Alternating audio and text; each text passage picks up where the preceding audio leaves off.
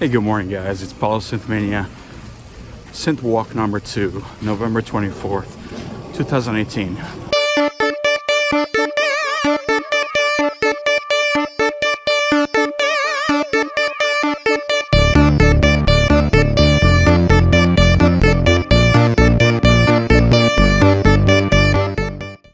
I'm changing the location a little bit. I'm by a lake today and a trail, so you guys don't have to look at the same scene every video. First question, Look Cook Jurassic.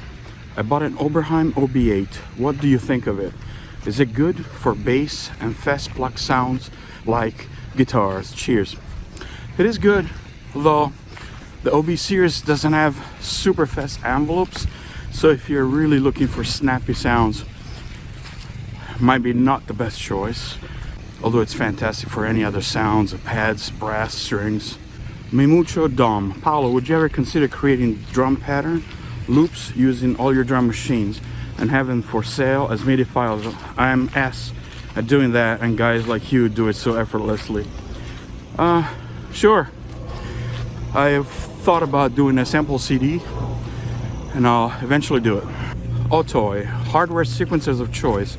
I wonder if there's anything from the past that's worth looking into. Take care, Paolo. Yeah, there are a lot of excellent hardware sequences from the past. You just need to put the keyword hardware sequencer into eBay. I'm fond of the Roland MC line of sequencers, and also like the MSQ 700, the Korg, Elysis, Yamaha. Yamaha did great sequencers as well back in the day, in the 80s, so yeah, look them up. Hazer Skateboarding, when did you start music? What was your first electronic music equipment? Did you rave? Did you sign your music on a label?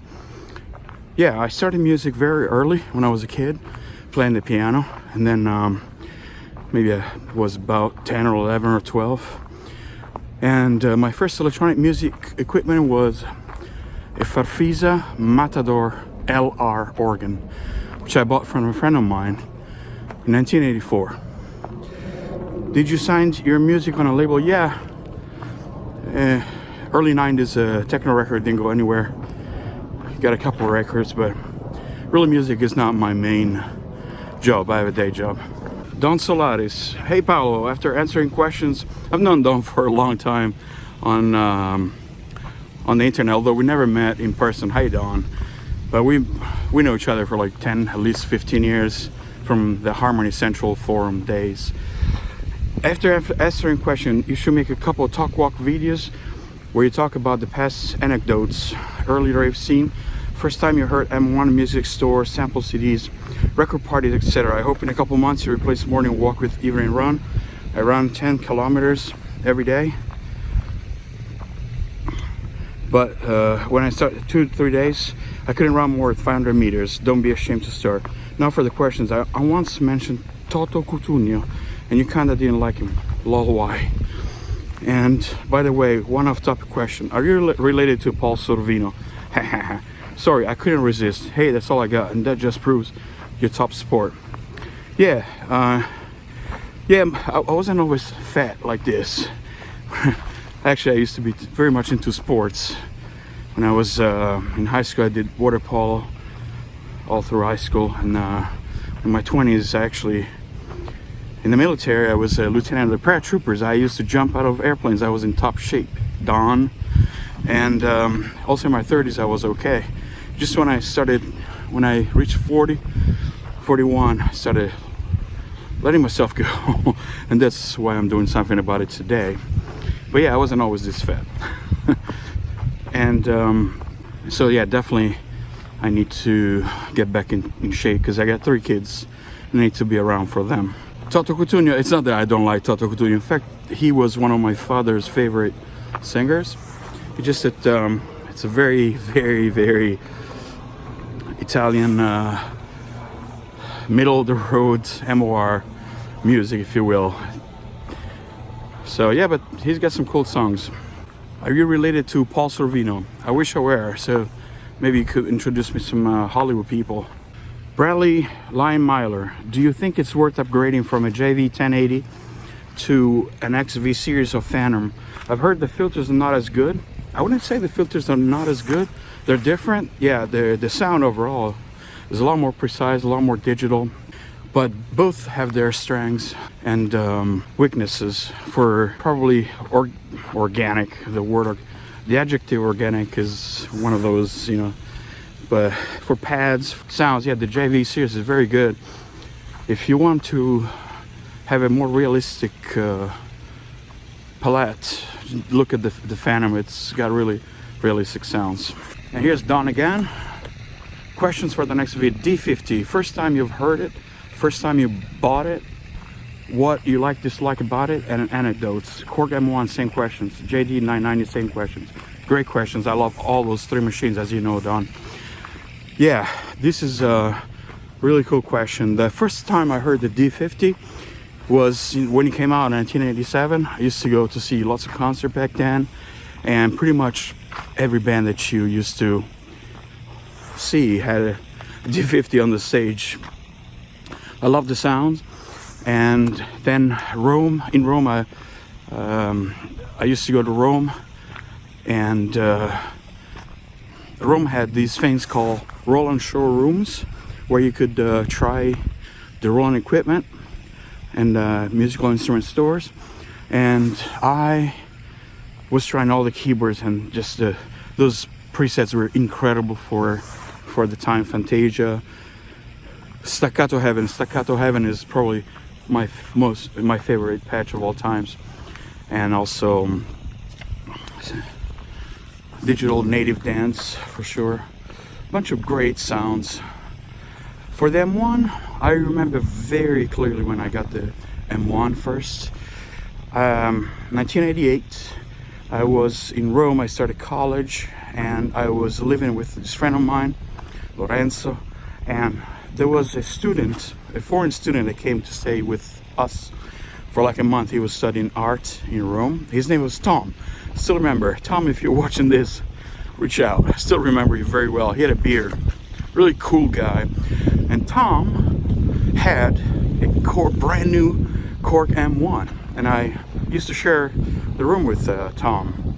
And I had a few cents already. I had the CZ-1000 Korg Poly 6, CL Cruise, but they were all kind of analog. And I was floored the moment that I put the headphones on and I heard the Korg M1 for the first time.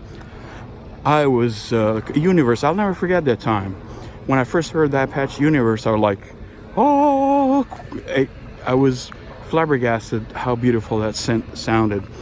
And also, I know it's hard for the younger people to understand, but in 1988 the sounds were incredibly realistic. I couldn't believe how the trumpet sounded, the saxophone, and of course, you know, the organ was reprised by house music, the piano as well. But back in the day, it was state of the art. Those sounds were incredible. So yeah, Korg M1, one of my top favorite synths, just like the D50. And the JD990 also is one of the machines that I discovered in the 90s when it came out, and it was called a programmer's dream.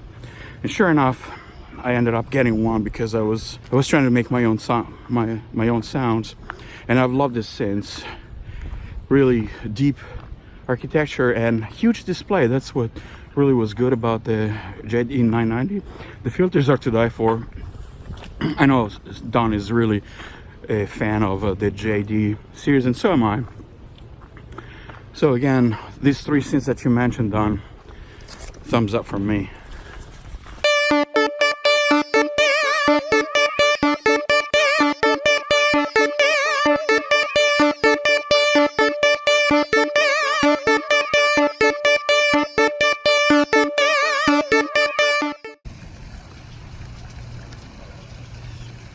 I'm fascinated by these ducks. That's a good life, ducks. You know, you go by the water, and probably people give them stuff to eat. It's a good living.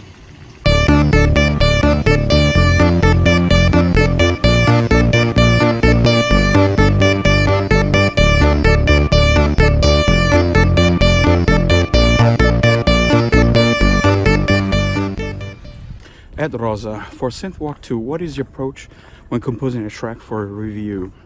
I usually don't spend too much time if it's just for the review. I sit down on the piano and I select a few chords, 3-4 chords for the main part, and then I'll select a few more chords for maybe the chorus or a bridge, melody, and I'm pretty sure I repeat those.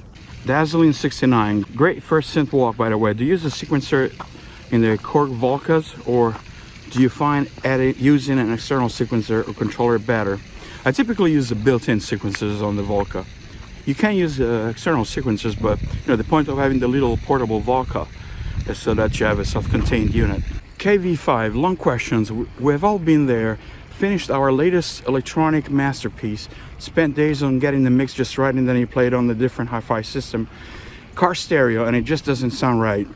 I found by using studio monitors and adding compression on drums and bass sounds helps immensely. Knowing the sound of your monitors is also paramount. I just wonder if I'm missing something.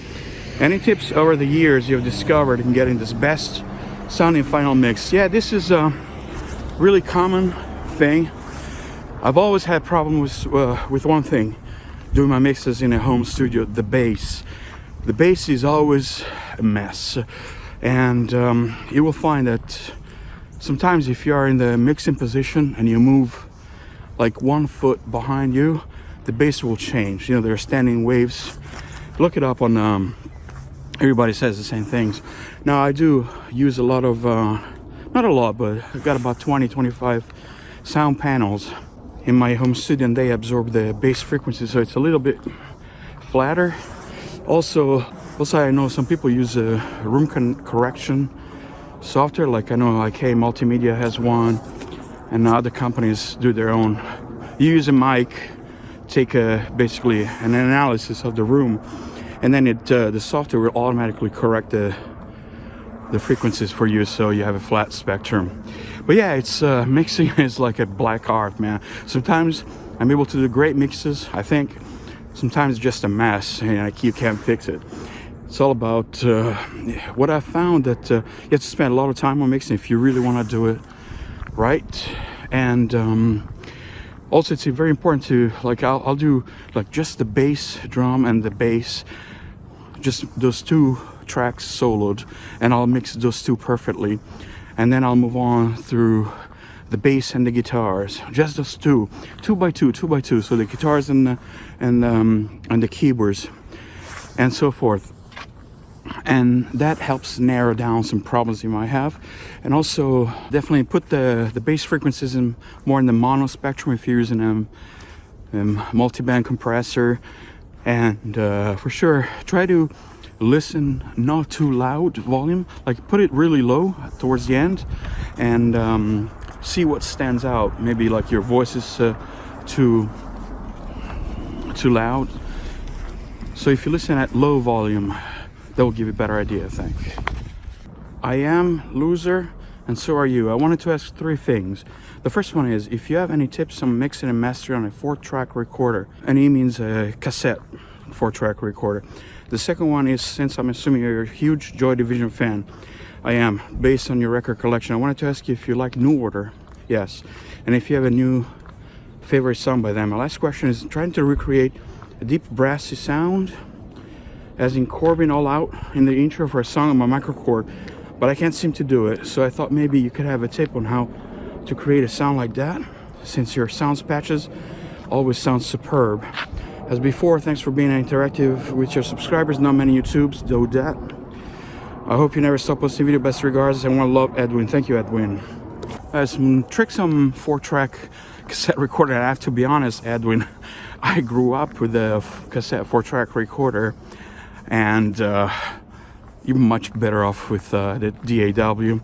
I bought my first 4-track recorder in 1987, if I'm correct. Before that, we used the Tascam 144. Actually, I have the Tascam TIAC 144 as well, and I have a lot of tapes from 1984, 1985, 1986 that we recorded on those, and one day I'll do a video on it. But the thing with the 4-track cassette is that it's always been a demo tool more than a real recording tool, because the cassette is a very thin piece of tape, and if you cram 4 tracks on it, just the quality is not going to be that great. And also, typically, unless it's a really good quality machine, you have a lot of hiss. And so yeah, I grew up with those. I have a lot of 4-track tapes, so I'll do a video on them sometime. But really not too many tracks, just try to do the best you can recording going in. Try to capture a really clean sound going in per each track, of course, you know. And then I would just put it in the DAW and fix it there. The Corbin song, I looked it up on YouTube. It sounds like he's using, you know, the envelope for the filter, just the attack for the filter envelope. Just bring it up. It's a slow attack for the filter envelope. And then he used a ton of LFO modulation on the pitch of that patch. Linet question: where do different methods of sound synthesis particularly excel, and what are the highlight sound patches? Maybe can be approached by giving examples from classic synths. Yeah, I would need the synths to do that, so probably that's better answer in the studio, but just to give you a quick answer, yeah, like you have analog synths, they're great at analog sounds. You can get fantastic strings, great brass, powerful bass lines, especially using the unison and portamento features. For digital synths, they're better, like say the DX7, it's super awesome at doing metallic sounds, bells, and special effects, glassy sounds. But you know, these are all just pretty much generalization. You can get different sounds from a lot of synths. And of course, if you have wave tables or wave sequencing, they're great at doing like cinematic stuff like that. But yeah, I'll need to do a video when I'm in front of the machines. Persuader Sonic, very interesting questions.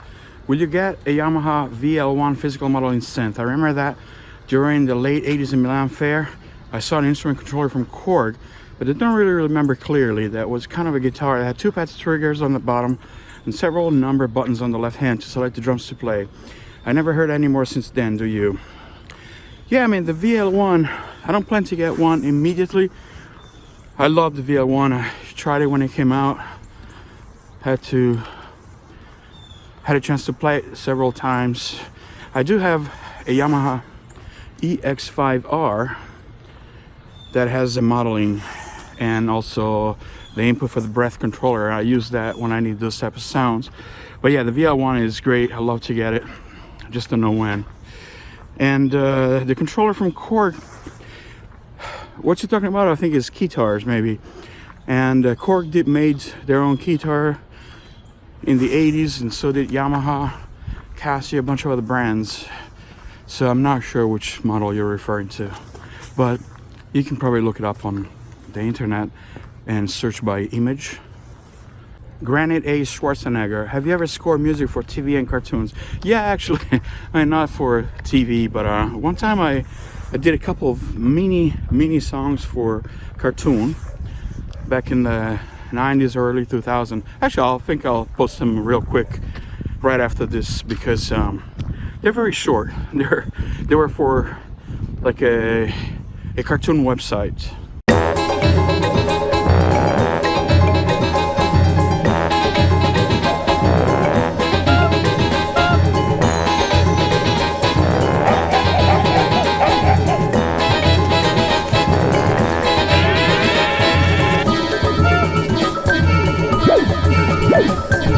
Light up studio.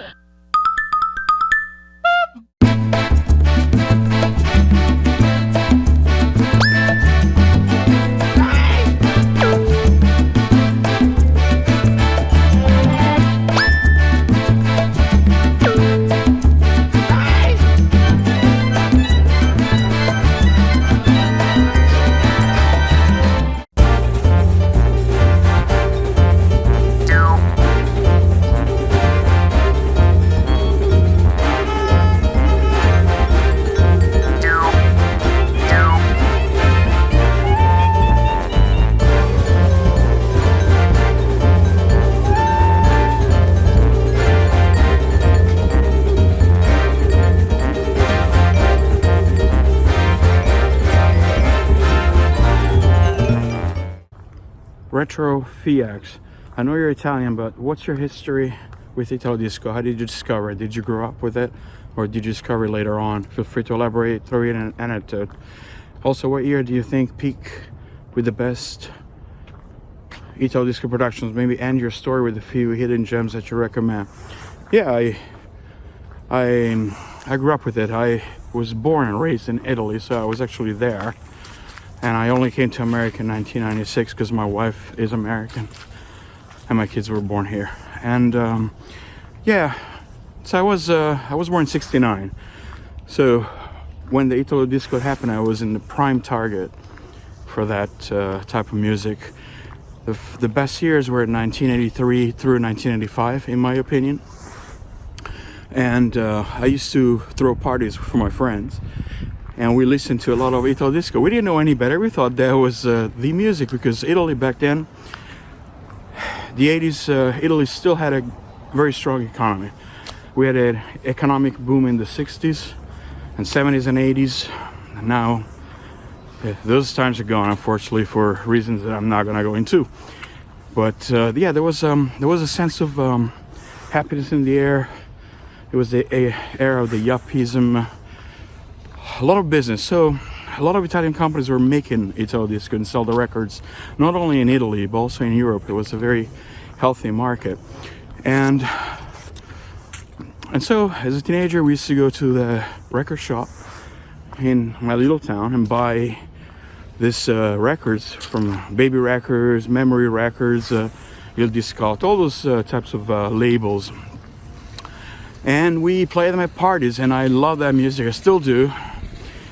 And yeah, that was the music we had at teenager parties. It's like today's trap. And yeah, so a few hidden gems. I pretty much like all the Italo Disco songs are there, but I've always been partial to Valerie Dore. I used to love Valerie Dore. And of course Scotch and Raff. Gazebo, of course, Ryan Paris. These are all well known. There are a lot of. I have a big compilation of Italo Disco tunes. I'll probably put some gems. Yeah, gem is Topo and Robbie, Under the Ice. Fantastic song. Not many people know it, but look it up. Topo, T-O-P-O, and Robbie, Under the Ice. We used to play Topo and Robbie, Under the Ice at our parties, I remember, and it was always like, oh man, I love this song. It's a really cool melody. Also Cinderella, or Cenerentola in Italian. I'm bad with names, but I know them all, man. I'll put some links. Bass frequency, can you share your favorite patch bank, please? Or the one you were using here, the Miami Vice sound at around 140 is amazing. And he's referring to the DX7 sounds that I was playing in the video before this one. Yeah, that's, I have literally thousands of DX7 patches I've collected over the years. They're all on the internet. And for that sound, I believe I was using a modified version that I was tweaking the envelope for.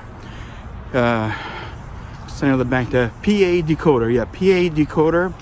If you look on the web, it's in one of those banks, and the patch name was called Xenu, like a X-E-N-U. You know, like the god that Tom Cruise worships, X-E-N-U. And I changed the envelope, I think. But yeah, it's very metallic and cool. Kraftwerk. What made Patrick Cowley sound so unique? I think it's because he was a drummer, so he was injecting a lot of great percussion sounds into his music, and also great Prophet 5 Rev 2 sound, and just overall a great composer. Just a very catchy songs.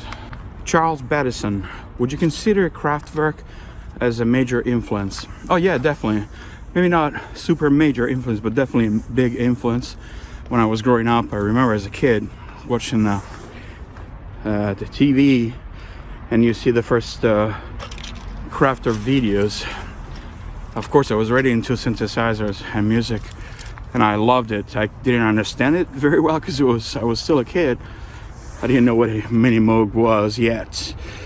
But yeah, I've always been drawn to that type of electronic sound, and I still am. D.I. Zealous, what has to be your favorite latest musical release? To be honest, I really don't listen to a whole lot of music these days. I do have a Sirius XM in my car, and I'll listen to the electronic station on my way to work. And but I'm bad with names, so I'll have to look it up and get back to you with some actual names in the comments. Ben H, what equipment, effects unit, other synthesizer, or other types of equipment do you think best suits the Arturia MicroBrute? Also, do you think you'll ever try out Arturia's V collection? Thanks. Yeah, Ben. Yeah, I mean, you can pretty much, it's up to you, to your taste. I would definitely add a nice reverb and delay to the MicroBrute, and maybe a drum machine that can sample, maybe the new Roland TR-8S, something like that.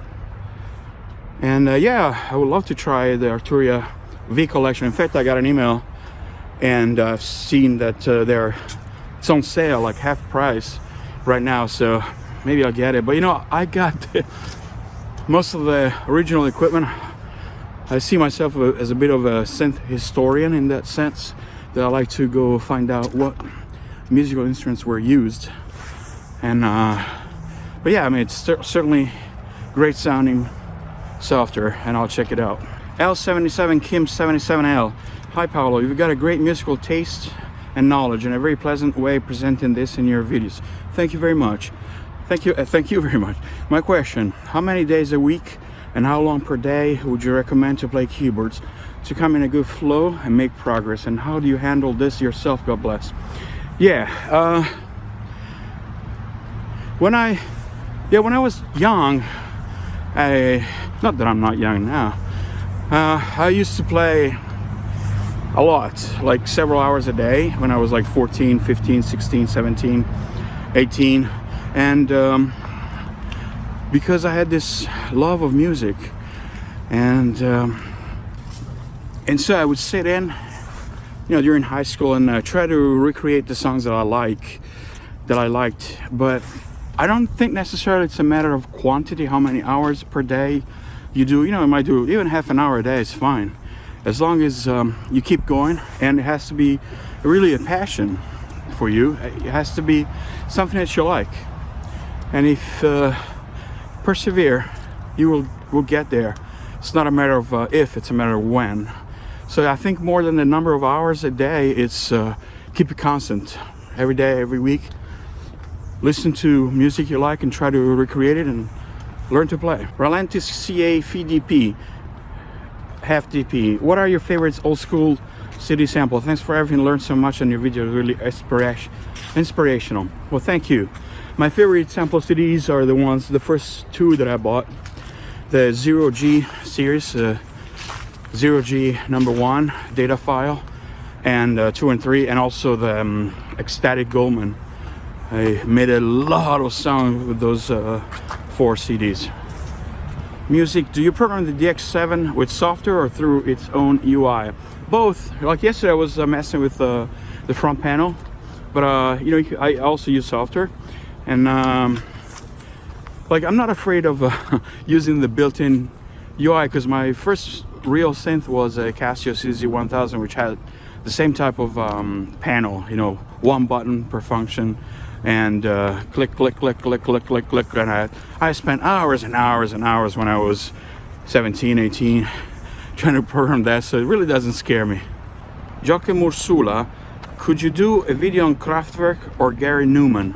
Yeah, if you have any more specific question what you would like to see, but yeah, definitely I plan to do some Kraftwerk inspired videos, and Gary Numan, fantastic both. Sprooks, what artists have you been listening to recently? Also, do you like the Juno 106 or Juno 60 better? I get mixed answers from people, because there's a price difference and the voice chips dying on the 106 and the 60 being expensive, but having a sequencer, etc, etc. Having a sequencer, the 60 has an arpeggiator but not a sequencer.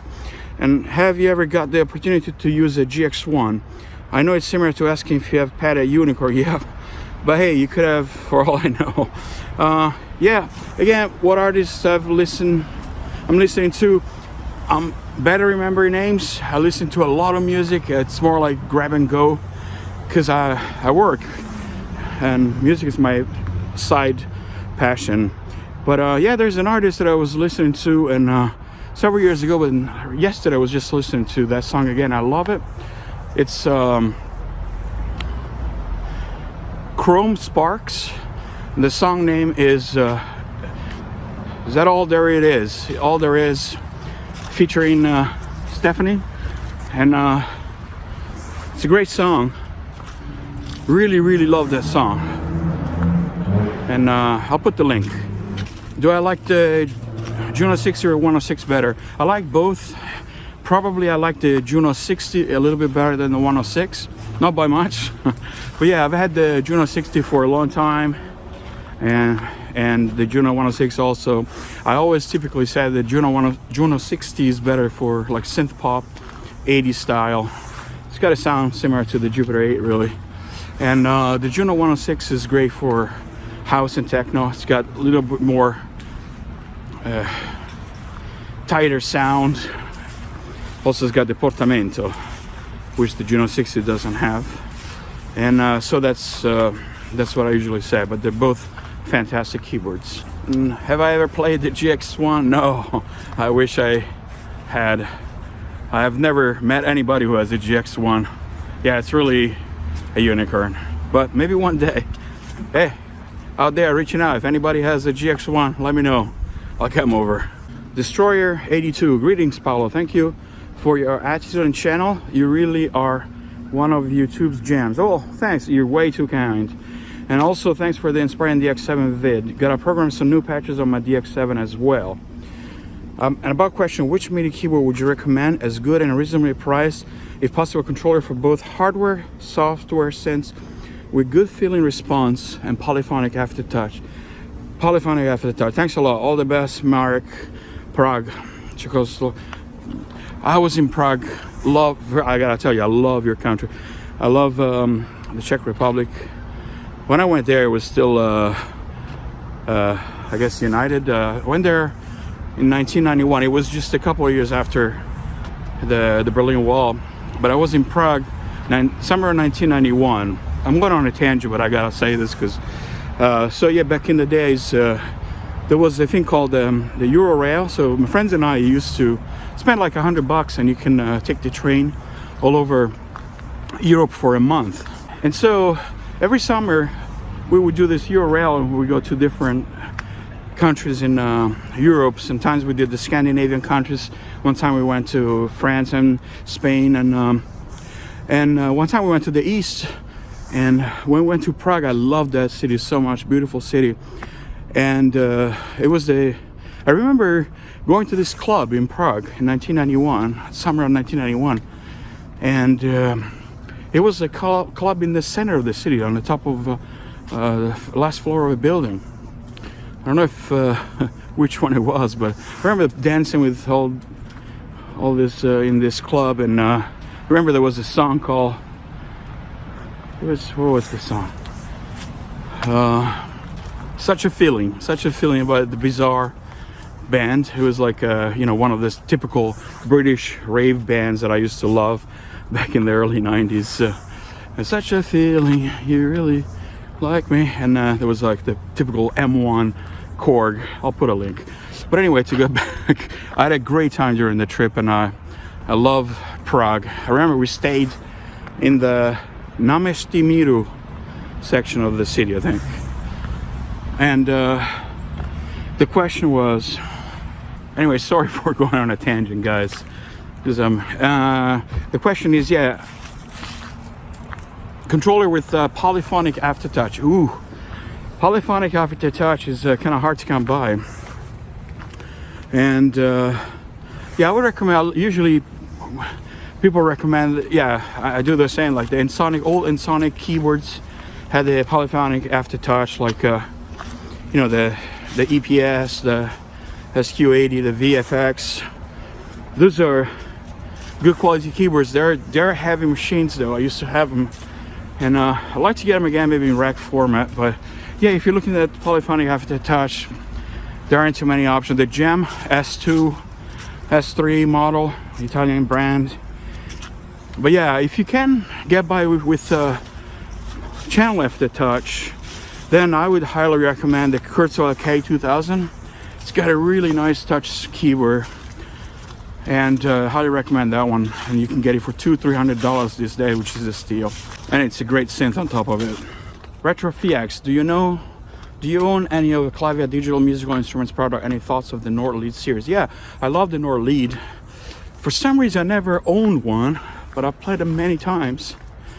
Actually, I was just a couple months ago, I was bidding on a Nord Lead, the first version, and I got outbid, but then I got another red keyboard, which is very cool also. It was the Vox Continental. But yeah, I love Nord Lead.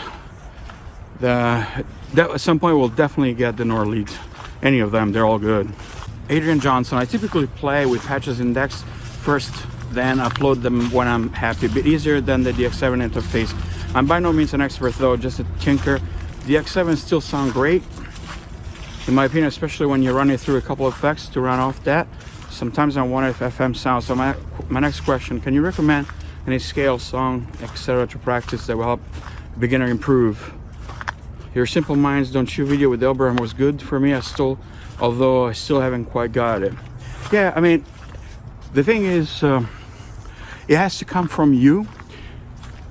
I can show you, other people can show you. There are so many other people that can show you how to learn to play, but you have to have this drive internal to sit down and start with the first chord. You know, like start with the typical common harmonic progression that everybody does. It's basically a C, G, A minor, F.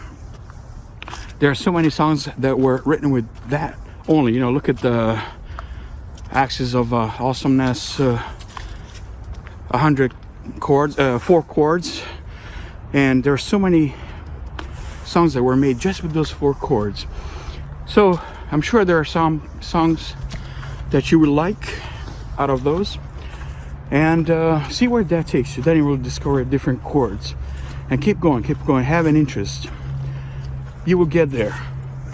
Retro FX, when asked to distinguish the differences between Italo Disco music in the 80s with the music released in the 90s, Roberto Zanetti once in an interview said Italo Disco. Roberto Zanetti, of course, is the guy behind Savage, like Don't Cry Tonight. Huge hit. That song was a fantastic hit in Italy and in Europe back in the day. We used to play that at the parties continuously.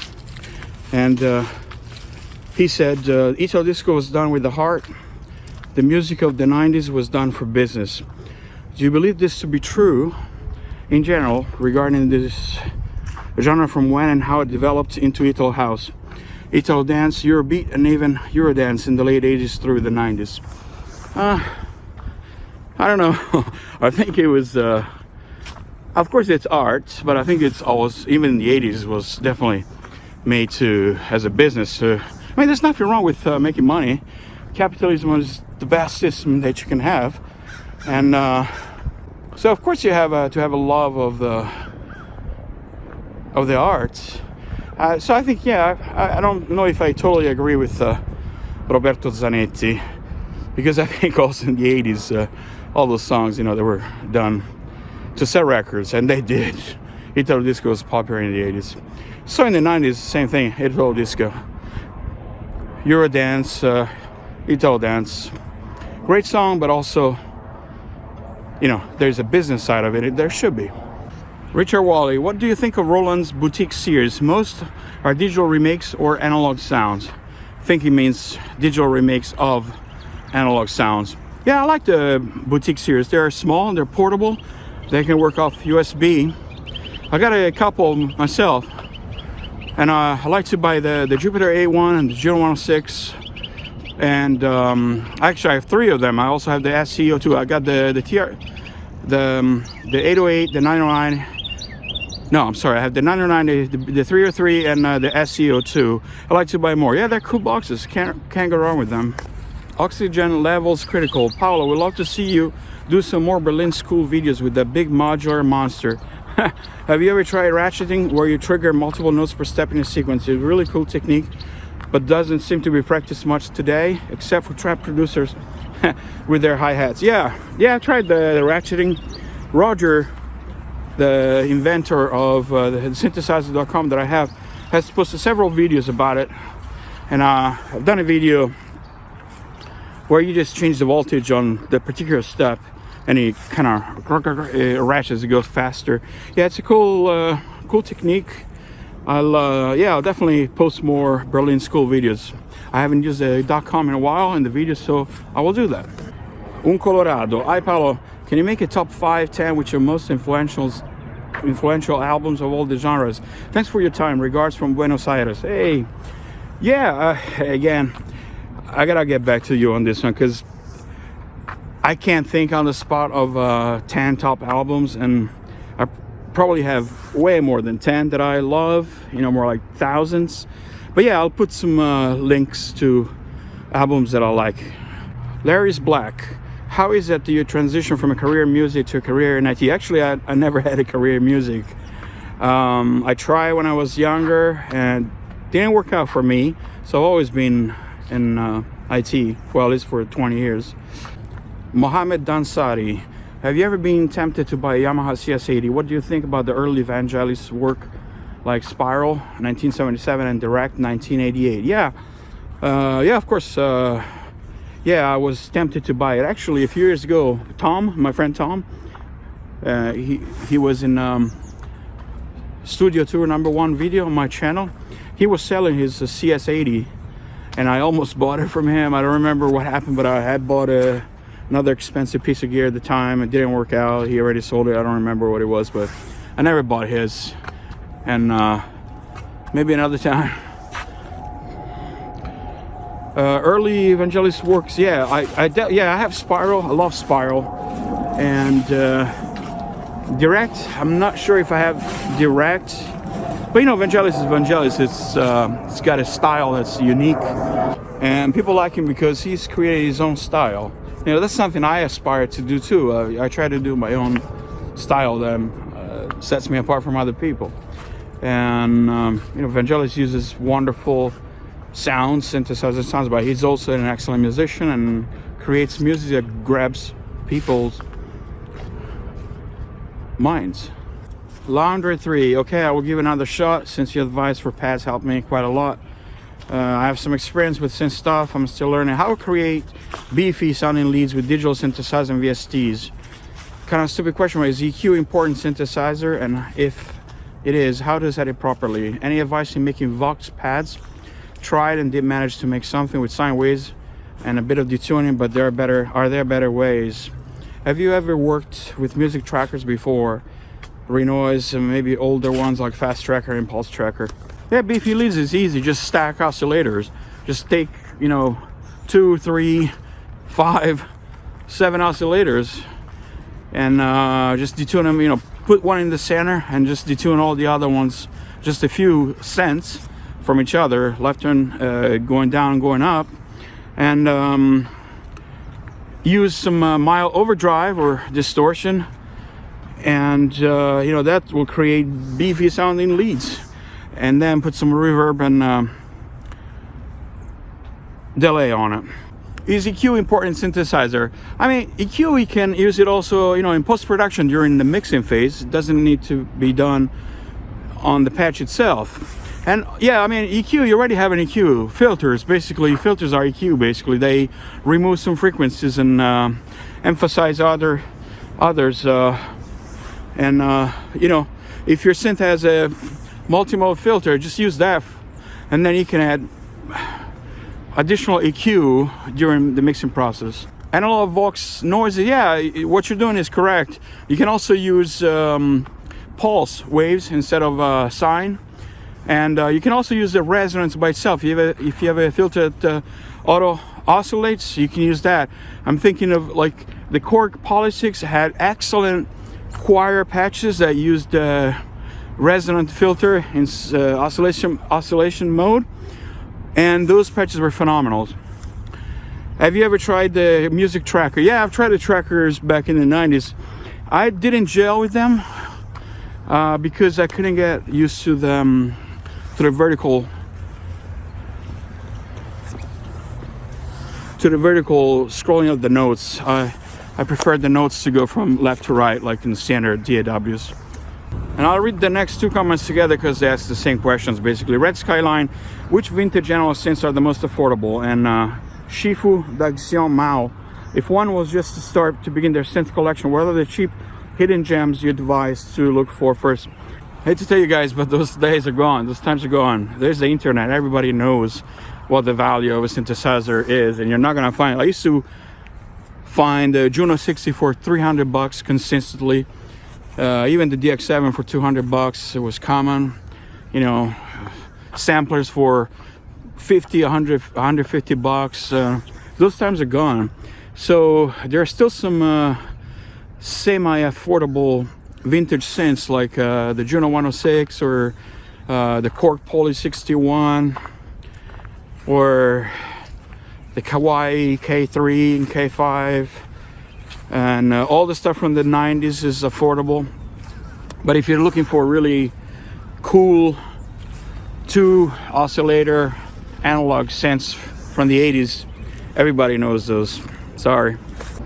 Potus Yuchkok. I have Arturia V Collection 6 and the DX7 V is one of my favorite by them. I currently am running Reason version 10. I was told it wasn't a very professional DAW, so I'm debating on getting Cubase or Logic. Suggestions. Also, the presets at 125 and 309 are amazing. Is there any way for me to incorporate these presets into my soft DX7? Yeah, this ruffles my feathers.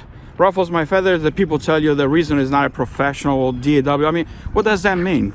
It doesn't mean anything. Don't believe those people. You can make any music with anything, and certainly Reason is a very capable DAW. There's no reason why you shouldn't be able to make cool music with Reason. Same thing like with you know, Fruity Loops.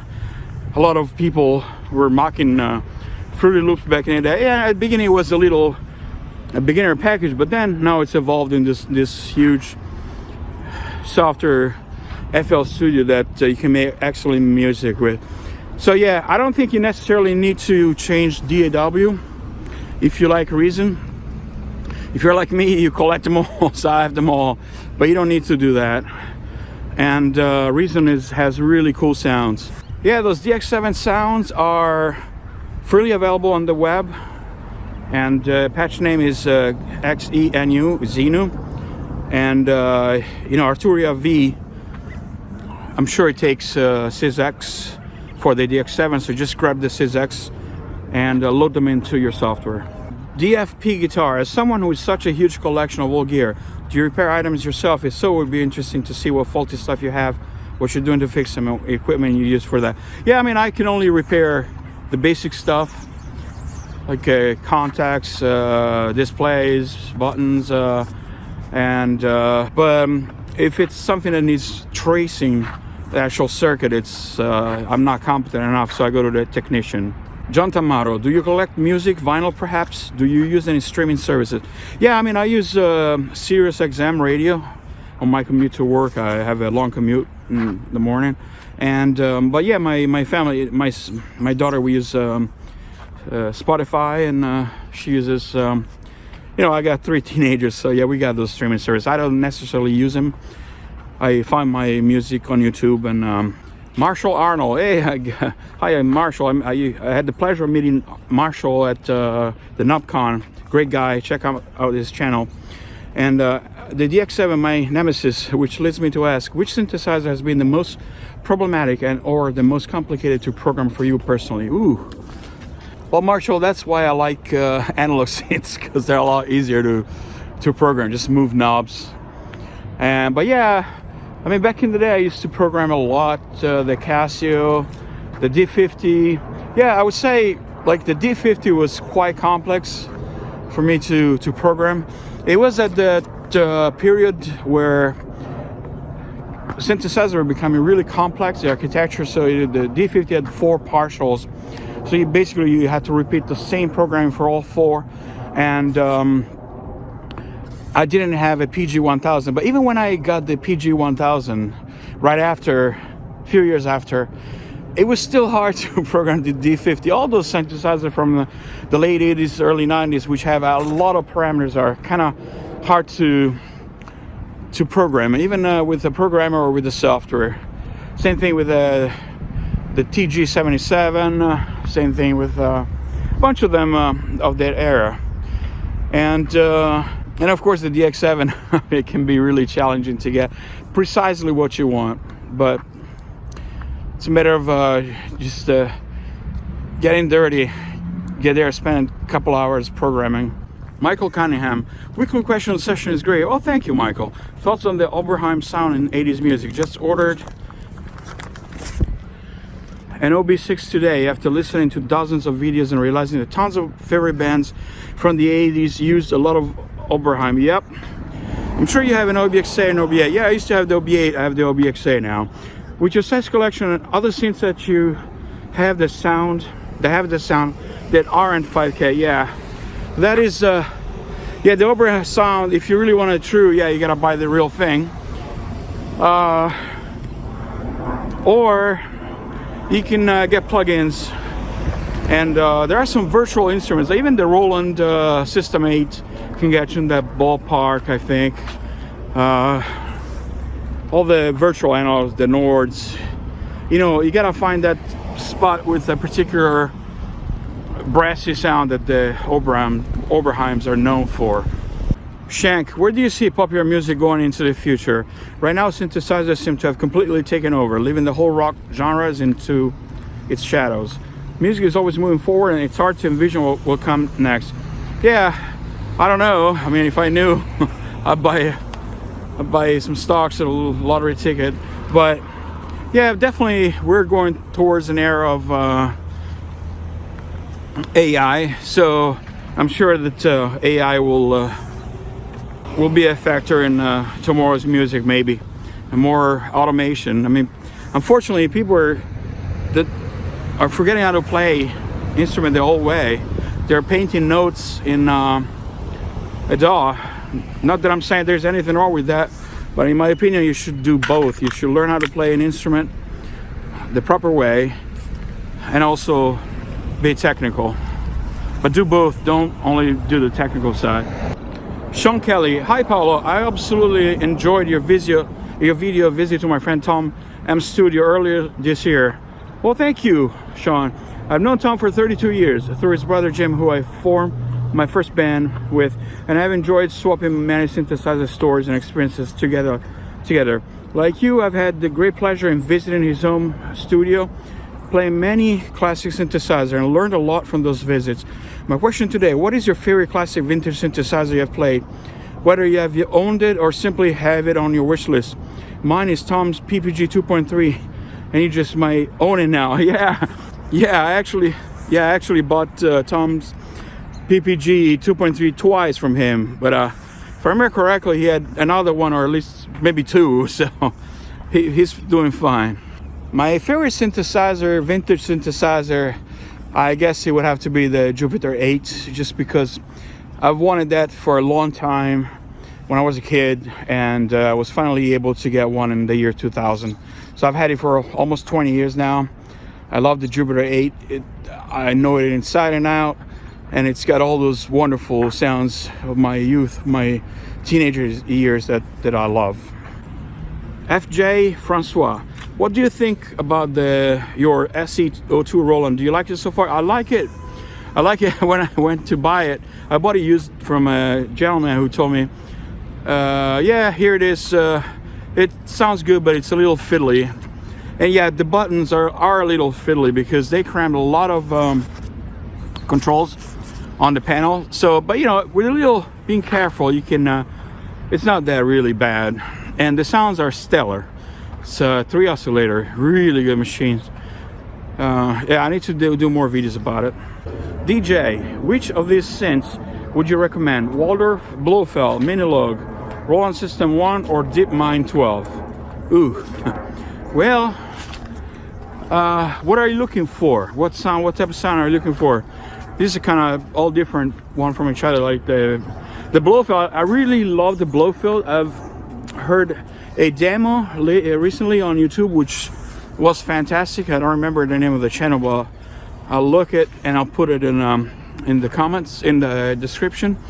So like, do you like wavetables? Do you like FM? Do you like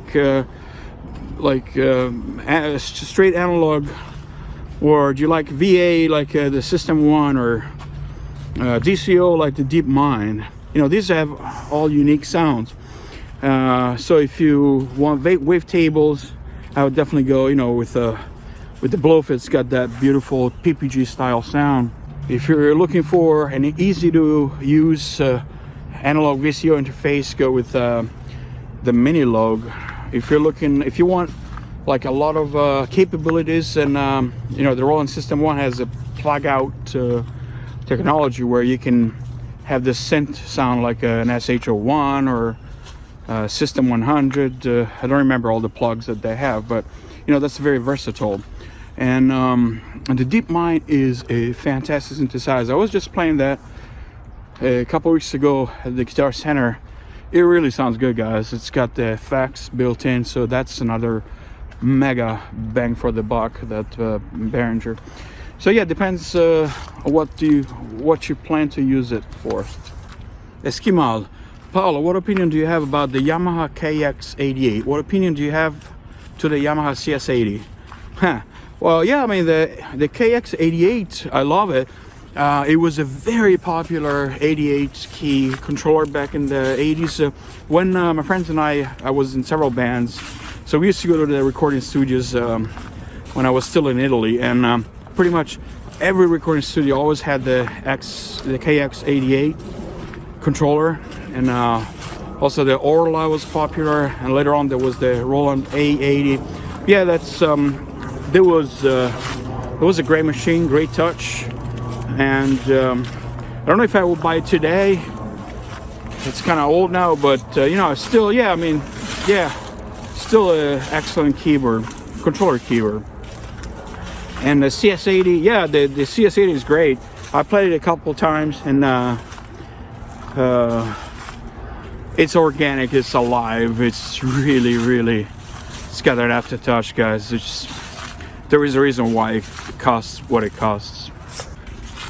Kylie Vox, hi Paolo. First of all, thanks for all your effort put in all this video material from beginning on YouTube. It's really helpful, especially walkthrough and how to drum patterns on vintage drum machines. I have a question for you, and it's bugging me for a long time. Can you recreate the lead synth sound from the Jan Hammer Crockett's team? Yeah, I've tried many times with the different synths, but it's not the same. The sound itself is really special. Maybe he used Fairlight R1 patch. If you do a bit of cover on this song, it would be perfect. Cheers, Robert. Thank you, Robert. Yeah, definitely Ian Hammer used the Fairlight back in the mid-80s for sure. I don't remember at the top of my head exactly the lead of that song. Na, na, na, na, na, na, na. I remember the melody. I don't remember right now exactly the sound, but yeah, very probably the Fairlight was used, because I remember reading that he had the Fairlight. Also the memory Moog he used during that period. Lane drum, of course. So yeah, I'll have to get back to you. I'll listen to the lead and update my answer in the description. Max Cam, hi again, Paolo. Thank you for your reply. Another couple of questions for you. One is a Fairlight CMI 2X owner. What do you think of Arturia CMI V and other Fairlight's VST plugins? They sound far from original ones. The rest somewhere quite a while ago. It's actually not that easy to emulate it, even in modern PCs. 2, could you demonstrate to us how to trigger samples, custom drums, one, for example, from Simmons pads by using AKAI S1000, S1000 or any other sampler? Yeah, so the first question, I don't have the Arturia V yet. So, but yeah, the plugin, you know, they sound pretty similar. Why they say they don't sound exactly the same is because of the AD to DA converters that were used in the machines, and that sound is really good, really fat, large, and it's probably difficult to emulate. And how to trigger samples from Simmons pads by using AKAI. I'm not sure I understand the question, but maybe if you mean like sample Simmons sounds into an AKAI S1000. Yeah, I plan to do some more videos on the AKAI S1000. Frank the Tank, ciao Paolo. I also think 1984 was the year in the 80s. Frankie Goes to Hollywood, my favorite band, and Trevor Horn, ZTT, my favorite producer. Yeah, mine too. I learned from you that Horn used a lot of Jupiter, Fairlight, Clavia, PPG synths in your production, combined with Link drums. I would love to dive into such an arrangement with you and learn how they did it back then. I think their sound still sounds very modern, and I will never get tired of their music. I'm also really interested in wavetable synthesis, and I have beginners of PPG waves, deep appreciation, palm. Do you own a PPG? Yes, I do. It somehow makes me sad to see geniuses like him delivering iPad apps only nowadays instead of hardware we all like so much. I'm happy to own a Waldorf Blofeld though, and that's definitely a better VST. Also more and more interested in the Waldorf Quantum. What do you think about it? Mille grazie and tanti saluti da Svizzera. Yeah, thanks. A lot of Italians in Switzerland. There's one of the canton, Ticino is Italian. Come on, doggy. Yeah, I plan to do some sounds of the 80s, similar to productions of Trevor Horn. Yeah, definitely also Fairlight, PPG, all the high-end keyboards. He was always pushing the edge as far as instrumentations and sounds and excellent compositions. And yeah, I have the PPG 2.3. The Blofeld is great, so great choice if you're trying to get that type of sound. And the Quantum, also incredible, stellar machine. I've had the chance to try it a couple of times, and it's got such a huge display. It's easy to edit. It sounds so crisp and beautiful. Awesome machine. Aaron Foltz, when's the album out? So yeah, I need to get my butt in gear and start doing some album. I have a lot of songs, and I really want to do this EP dedicated to my children. I have the songs, I just want to record them a little bit better. So yeah, thanks for the reminder, Aaron. I'll jump on it. Rob Chuckle, Synthmania, can you share the bank sound patches of the snares and cymbals? Not sure what you're referring to, which snares and cymbals. Hey Kiwi, hi, and thanks for a great Synth Walk. Are those DX7 sounds presets or from some special bank? Sound around 140 sounds like a piece of the liquid stack. Yeah, it's again, several people have asked already. It's from the PA decoder bank, and it's a patch called Xenu, Xenu, and yeah, that's what I was saying. Maybe I don't know what they use for the liquid stack, if you're the one who asked the same question the previous Synth Walk, but I think they must have used some kind of high-end DX sounds plus a layer with high-end analog synths. X, what aspect of a synth-based piece of music attracts you most to it and maintains your interest? What is your favorite synth modulation timbre and why? Would you recommend to synth programmers with a few years experience and a basic comprehension of fundamentals module functionality as the best source for learning more advanced technique in patch designs besides video on YouTube? Thanks, and hope the walking is beneficial. Thank you. Well, I mean, I would try to get a hold of as many synths as you can and see how their structures are, and just dig, you know, like we were talking about before. The D50 is a great choice. There's a virtual version of it now, and also the D05, and but so many virtual synths. They're like a norm modular. Learn the different techniques, but as I always say, don't forget that all these beautiful sounds and production and effects and patch design, that's like the cherry on the cake. So learn to play first and then worry about sound design. Learn to play and to make songs that grab people's attention, because if you don't do that, you only know how to make the cherry on top. Where's the cake? Hi, blah blah blah 987353. Hi, Wikipedia says that first VST plugin came out in 1996, and now all digital tools are so powerful that you can do almost anything without any hardware. Can you describe this evolution of digital music production from your point of view? how it was, how people were moving from hardware to digital or refused to do it, etc. Yeah, it's a great question. Yeah, I remember the 1996. Yeah, one of the first, one of the first soft synths that I remember that came out. The guy for Dave Smith, the guy from Sequential Circuits, he did a piece of software called Reality, and that really sounded great for the times. And but I think it was ahead of his times, because back in '96, the audio interfaces were not as good as they are today, and there was a lot of latency, and also the computers weren't fast enough in 1996, 1997. And so there was a lot of latency, like 10 milliseconds, 15 milliseconds. They were impossible to play. And it's not like today. There were a ton of people. There were so many people who made their own plugins. I remember Rubber Ducky, it was a great plugin. And Reason came out. I bought Reason right when it came out. And I still, upgrade my Reason. And there was great free plugins. I have them all saved in my hard drive, and some of them don't work anymore. So it was a great time. It was a transition from hardware to software. Now, the soft synths have improved immensely. I remember when I bought like a Cakewalk Pro Audio 6.0. It came, I think, with a little piece of software. One of the first, it was called the Dream Station, but it didn't sound that great though. Today's plugin like Diva, they just sound phenomenal.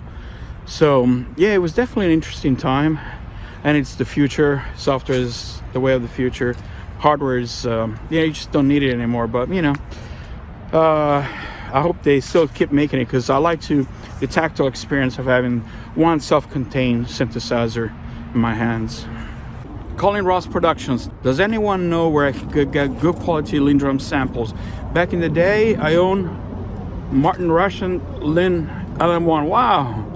I also had Duran Duran's Lin 9000. Wow. And a Lindrum out of a studio in Ireland. Years ago, I was offered big money for them individually and ended up selling them. I know I'm stupid. Oh, no, you're not stupid. I mean, I've sold a ton of stuff that I also kicked myself for selling, because they're so easy. I used to have a Farfisa synth orchestra. Those are impossible to find now. And it was one of the machines used by Klaus Schultz. But yet there are several samples of Lin drums on the internet.